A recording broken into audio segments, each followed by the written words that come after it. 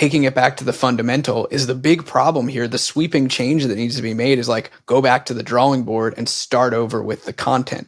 And that's a reality that I think is hard for artists to face when you can look at all these different buttons and levers that you could pull that you think could maybe make a difference. But in reality, the core issue is what you're actually putting out there. You are now listening to the Creative Juice podcast, brought to you by IndiePRO.io.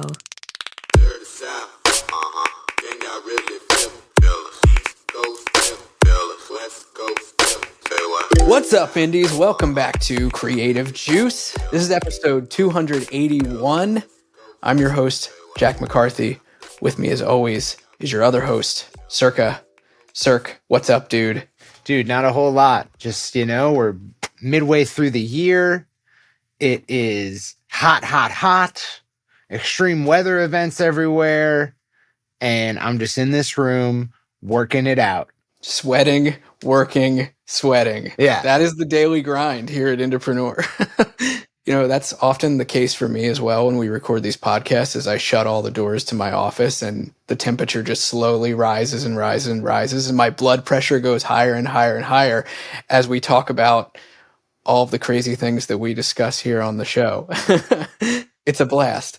I think this is going to be a fun episode and an interesting topic for both our listeners who are just getting initiated into marketing and marketing their music, and maybe people that feel they're a little more seasoned and have been in it for a while. But it's the topic of fixing what's not working in your marketing, and specifically what steps you should take to do that. And we've talked a lot on the show about split testing before and how to make pivots, and we'll link to some of those previous episodes in the show notes. But I think that this is an interesting topic that came to my mind recently for us to talk about, because when you're doing marketing, especially online, if you spend the smallest bit of time researching, like, how do I optimize my ads, or how do I make my store convert better, or how do I make people sign up for my list, you find that a lot of conventional wisdom or the information that's put out in front of you is like talking about testing small things, like the button color on your website, or slightly adjust the targeting on your ads. And I kind of wanted to bring this topic to the discussion today for you and I to talk and kind of challenge that idea and that narrative a little bit and say, like, testing those small things really doesn't often, in my experience, in working with so many artists, doesn't often really make the differences needed. And so I wanted to bring some solutions to the table for anyone who might find themselves wondering, like, well, what am I supposed to do when things are just tanking? Yeah, we could bring this down to even a more earth level, ground floor, just by saying that, like, if you're trying to promote anything, you're trying to market anything, get people to pay attention, get people to take certain actions, what do you do when things that you planned out don't work? What do you do when you get underwhelming performance, or it's not hitting where you want it to hit? And, when you reach that point, when something you're doing isn't working, you might think about, okay, well, what should I change to get it to work better? And that's what the topic of this episode is all about, is what to change and how to change things to get better performance. For sure. Yeah. I think I'd like to just kind of go out on a limb here and reiterate that often when something isn't performing at all or performing well up to the standards that you really want it to, I would say that like 90% of the time you find yourself going back to the fundamental and not the micro minutia shifts that you can make in a marketing campaign, or making an offer, or putting together a bribe, or running an ad campaign. It's often sweeping changes that yield the most beneficial impact when kind of trying to diagnose what's going on. And to provide a simple example to kick us off with is, like, for artists, we were having a discussion amongst the agency team today about an artist that has been struggling with top of funnel advertising, getting awareness, getting new fans to pay attention to them. And the challenge has been presented across organic, across paid ads, across sales campaigns, and the core sort of problem that has surfaced from all of it is like they've tried, different types of videos, music videos, we'll call them performance videos, but not really performance videos in this specific case. But the issue has surfaced to be like the content isn't working. The songs aren't working. So it's not a targeting thing. It's not a copy thing in this case. And it would be easy to be like in the shoes of someone who's like trying to figure this out and really scratching their head and wondering like, why isn't this working? Is it just like the way I'm wording it that fans aren't paying attention? Is it the way I've set up my targeting? It's none of that. In this case, like the sweeping change that they need to look at is like, am I choosing the right song? Probably not. Am I choosing, or the right kind of song even? Am I choosing the right section of that song? Probably not.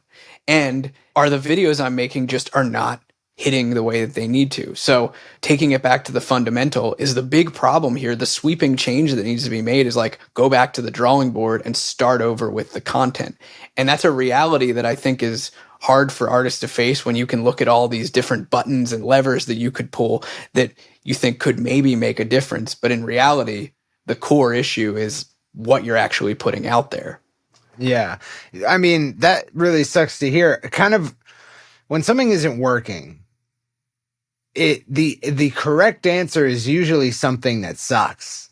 Like, like let's take the example of marketing for a business. If you put an offer out there and you're just not getting any takers, or just not nearly enough to make money or subsidize the cost of offering it, then the answer is probably not changing the button color or changing the headline. Like, your offer probably sucks. And Ryan Dice once said, there's only ever offer problems. And what he meant by that is like, there's only ever problems with the fundamental thing you're doing. Everything else is just sort of icing on the cake. That's certainly, in this case, in the case you just presented, that's true. It's like, what you're offering is not what people want. It's not that you phrased it incorrectly. If I'm out there offering, hey, give me $1, I'll give you $10. I could phrase that as poorly as I want to. Like, people are still going to take that offer. Right. You know what I mean? So that example is the extreme that proves the rule that like, it's probably not these minute changes that you need to worry about, because if you have something truly compelling, you can screw up everything else. For sure. Yeah. To take that down to a secondary level, if we want to talk about messaging, right, and the way that you are framing offers, something that I've consulted a lot of indies on in our community in IndiePRO, and also some of our artist clients, is like, if you have a bribe, for example, something that you're using, an opt-in bribe or a lead magnet, if you've got something that you're trying to get your fans to take action on, say you're running ads to get people over to a landing page to sign up, right? So often, if you've got ad copy that you're running, you might have a certain narrative that you're using to get people to click on the ad and go over. A lot of times the temptation is, there's just my headline in my ad is just slightly off. I need to tweak it just a little bit. I need to add 1 or 2 more emojis. And the truth of the matter is, when it comes to things like copy, that's very rarely the case in mass underperformance. The reality is that you often need a full narrative change, a narrative overhaul. And you and I have talked about this plenty in personal conversations that we've had about anything and everything marketing. But so often you need to change the narrative around what it is that you're offering if the messaging is just falling flat on its face. If you truly believe you've got something valuable and it's not an offer problem, then it might just be a narrative around that offer. Yeah. This isn't a phrase that like, it makes me feel old to use this phrase. It makes me feel like dad, but there's no use polishing a turd, is what they say. Mm-hmm, mm-hmm. And so what I mean by that is that like, if you put something out there and it gets a good response, like people clearly respond, it's just like not sufficient. For instance, right? Let's say you can get 1,000 clicks to a website for 50 cents per click, right? So now you're paying $500 to get 1,000 people to visit this website. And your conversion rate on that web page, the rate at which people take the action you want them to take on that web page, is like 10%, right? So you just paid $500 to get 100 people to take the action. Okay. Now, if the action's worth less than $5, then you might want to tweak something. You might want to tweak something so that it goes over the 500 you spent to get them there. And that's a tweakable thing, right? Like, let's say you made back like $350. Like, we might be able to optimize our way to break even. Right. You know what I mean? But if you did that, if you sent those 1,000 clicks and the take rate was like one person, that's a percent of a percent. You're not going to optimize your way to success there. You need to offer something different on that page. What you're offering is not great. Yeah, and that's an example of like a total offer overhaul, right? That's another thing that often comes up a lot. A bribe that has worked for me in the past, specifically for artists that are prolific in releasing music, releasing content material, and have a fan base that really wants that and is excited about it, is like an early access bribe. Get them to sign up for your list to get early access. Maybe they get your songs dropped 2 days before the rest of the world with bonuses. That can be a really powerful bribe. However, I've had plenty of conversations with artists who said like, man, I tried that and it just didn't work. Like nobody wanted to sign up. And the question then is like, well, is that the right offer for you? And more importantly, is that the right offer for your fans? Because do they really want early access to the thing that you're doing? The answer might be no, and that's okay. But you need to accept it and pivot and find something else to offer. Or maybe you're just not as prolific as much as is required for an offer like that to work. If you're dropping content only once a month or once a quarter, like early access might not matter that much. So you kind of have to look at it critically. And this goes back to something I mentioned on a previous episode recently, is like running traffic, paid advertising in particular of any kind in a business is likely to illuminate the problems in your business. And this is true of businesses on the corner of your neighborhood, and this is true of your artist business. It will find the problems for you and put a very, very bright, mag light in front of them. And then you have to just face it head on and be like, okay, am I going to fix this? Am I going to pivot? Am I going to make the big changes that I need to make to make this work? Or am I just going to ignore it and act like it's not real? Put the earmuffs over my head and scream and pretend like it's not reality. Yeah. To bring this down to your level, if you're listening to this, you're an artist, right? When you put out music, you're making an offer to the public. You're saying, listen to this song, and the only thing they have to trade off is their time and their attention. And if it's not getting listeners, the problem might be promotion. It might be that you're not actually putting it in front of enough people, so not enough people know about it. And you can find that out very quickly by advertising it. But when you do advertise it, you kind of gotta live with the result. You gotta live with the idea that well, if people weren't listening to it before and then I promoted it and people also aren't listening to it, chances are that, it's not like how I presented it. It's the song. The song is not compelling enough. Most songs are not compelling enough. I've spent weeks, cumulatively, on the songs that are not good for us to promote in my group, right? There's songs that I really love that just they're not the best foot forward. Most songs aren't that. And when it comes to getting new attention, you really have to narrow your scope down to not just the catchiest song, the most desirable song at a first glance, but oftentimes the best snippet of that song, the best 15 to 30 seconds of that song nowadays.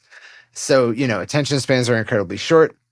So it's just to say that everything we've been talking about is offering something to the world and then measuring the result, right? And we're talking about this chasm between, what kind of result would you want to consider this? I should not tweak this and try it again. I should move to a new thing, versus I might want to tweak this and try it again. So generally, things that you want to tweak are things that are already pretty successful on their own. You just want to make them more so. And the reason you want to do that is because at any point along the interaction chain, the chain of interactions that a person has with you or your brand or your business, if you can double one of those points, you double every point after it. Okay. So to give you an example, if I put, a song out there as an ad, and then if people respond to that, I then offer them to join my email list. And if they do that, I immediately make an offer, a sales offer. And if they take that, I immediately make another sales offer. And let's say that 100 people into the song equals 50 people onto my email list equals, 5 people who take that first offer equals 1 person who takes the second offer, right? If I just double the amount of people who end up responding to get on the email list, right? I go from 50 people on the email list to 100, then every rate after that also doubles. So the way to double a business is to double any of the points in that chain, not to have to double all of them. So what we look for is the opportunity to make improvements to one of these points in the chain such that every point thereafter is impacted. But you can't go from 0 to 1, you have to find something that's already pretty successful and then optimize it. You want to face cold hard facts when they present themselves. If we were to run an offer today for IndiePRO, like if we were to put one of our trainings on sale and nobody took it, we would assume that's not the right training to present to new customers. We wouldn't try to tweak how we're offering it in order to get a better result. Yeah. I was just having a conversation with Jonah Dukes about this yesterday, actually, in saying that for an artist, especially if you're, just starting out trying to get fans and get people to hear your music, I'm starting to feel more and more like the purpose of very top of funnel advertising is the opportunity for you to stress test your product, and your product being your music in this case, and put it in front of people and seeing if it falls flat on its face in multiple iterations, moving through songs, moving through videos, doing it fast. And honestly, if you're in a place where you can, spending at a decent clip to do so, to expose it to as many people as you can, so that you're learning fast what is and isn't working, and what you might have to go and kind of take back to the woodshed and be like, I need to make better content, I need to write better songs, I need to get better at performing this music. I think a common objection to creating performance videos to use online, whether that be organic or for ads, a lot of times there's objections about that's not the right fit for me. That's not right for my music or for my brand. And I think that the truth of the matter is, and this might be a little harsh to say, but I think that the truth of the matter is that that's an excuse for not being able to perform as well as you should be able to in order to create an asset that actually would shake people up a little bit and make them curious, make their ears perk up, make them excited about your music, get you a fan. So I would challenge that notion that if, you think making a performance video isn't for me, it's off brand, or it's not right for my music, you have to ask yourself critically, am I just making an excuse about that, Yeah, and I don't want this to just be like a doom and I gloom. want this to just be hating on musicians for not letting go. The point here, No. Yeah. The point here is that in marketing, we get very comfortable with pivoting. And pivoting can sometimes be, let's change the color of the button, but it more often is, let's scrap this and come up with something new. That's more often the case. Again, there are things that are tweakable, and I want to illustrate what those are, right? Let's think of the context of a simple marketing funnel. Okay. I'm not trying to make this too complex, but let's say that you're sending your fans, or even people you don't know, like cold audience, to a page where they can purchase a free CD. They just have to pay shipping and handling, free plus shipping and handling funnel. So the conversion on that first page is worth, let's say, $1 to you, right? If they take it on the next page, they are offered something where you make $20. And if they take that on the next page, they're offered something where you make $80. Okay. Now let's say you send 1,000 clicks to that first page, and 20% or 200 people take that free CD offer. On the next page, 10% take the $20 offer. On the next page, another 10% of those people take, the $80 offer.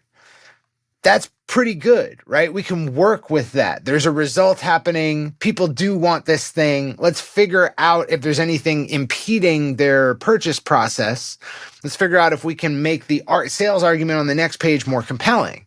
But if you send 1,000 clicks to that free CD page and like 5 people take it, that's not tweakable, right?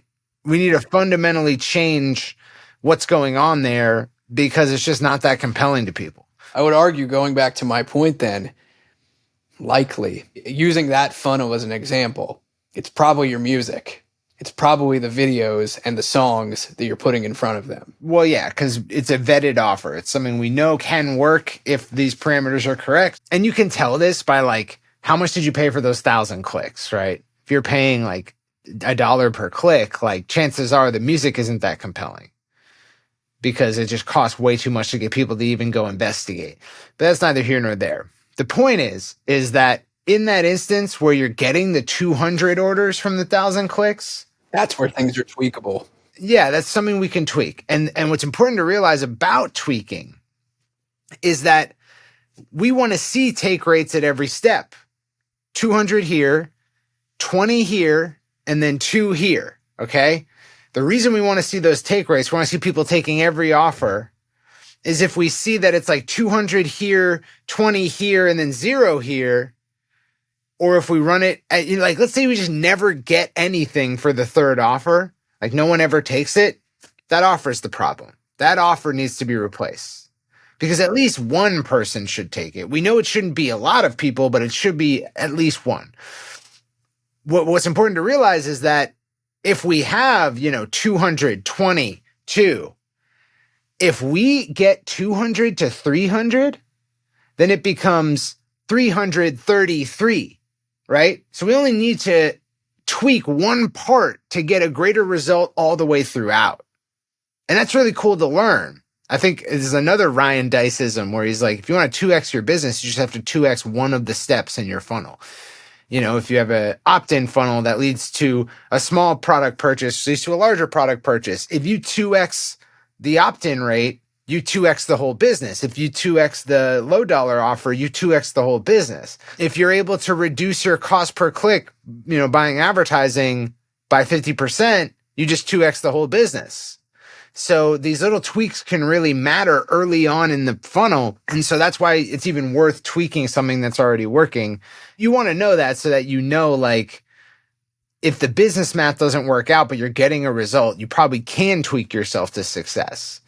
But when you're seeing just an underwhelming response across the board, even if you just spent the last month setting up this funnel or setting up this marketing campaign and it just like falls flat on its face, like don't waste time, scrap it.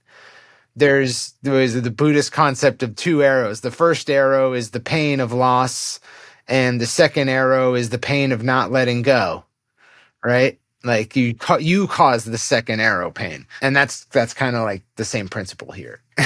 Yeah, and that's kind of the central thesis, I think, of this whole episode is like in marketing, the right order of operations when it comes to testing and tweaking and making changes matters. And oftentimes the first in that order of operations is like make the big changes to get a proof of concept. Let's bring it back down to a business of any kind. If you sell pizza in a town where you know that everyone loves pizza, but nobody wants to buy your pizza, or everyone comes and buys once and then never comes back, do you stop selling pizza or do you fix your recipe? Yeah.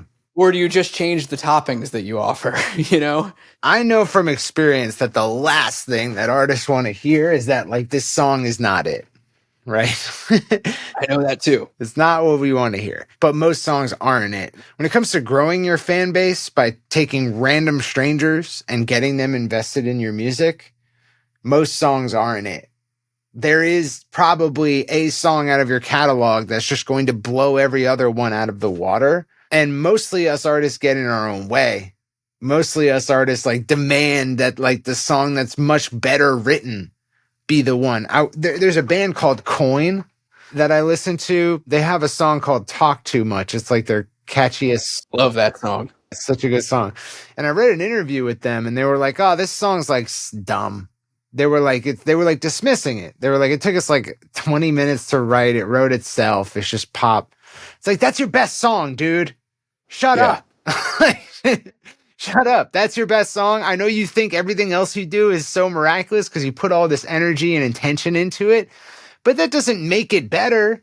It's not as good. Years and years ago, reading a story about Blink-182 when they were recording Take Off Your Pants and Jacket. They recorded these songs, they were writing these songs, and they were in pre-production, and they brought demos to the record label at the time and their management, and they were like, yeah, but like, where's the fun beach summer song? And they went home super angry and pissed off and like, fuck this. And they went and wrote Rock Show and First Date, which ended up being like super hits on that record. And they were like, we went home super mad and wrote those in a half an hour. And then they became the hits from the record. Yeah. I mean, I know from experience in the studio that like doing too much is a surefire way to fuck up a song. Like oftentimes us artists like because we just have all this knowledge about songwriting and poetry in general, about music theory, and we want to put all of that into the songs, but it's most often the case that that's the wrong direction. It's like Queen with Another One Bites the Dust, right? I think it was Michael Jackson who told them, like, this is it. This is the song. Michael Jackson was an expert at, like, not overcomplicating things. And Michael Jackson's shit is way complex. Like, there's tons of stuff woven in there, but at the end of the day, like, oftentimes your least complex thing is your best foot forward when it comes to generating new audience or catching attention.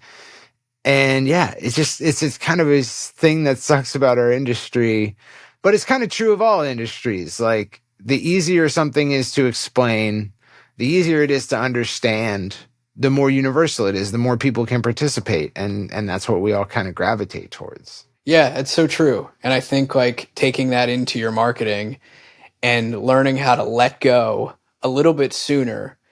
A mentor of mine, like years and years and years ago, talked about like failing forward as fast as you can.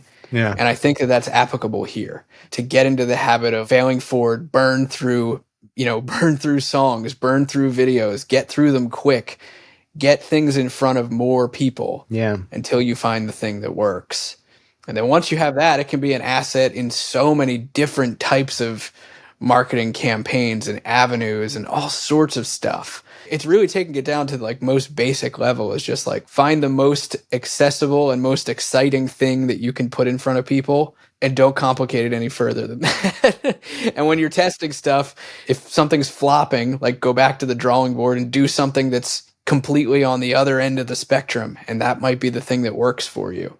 Yeah. So hopefully in this episode, we've delineated between like what is something you can tweak and what is something that just needs a page one rewrite. I hope you understand from this episode that like most things need a page one rewrite.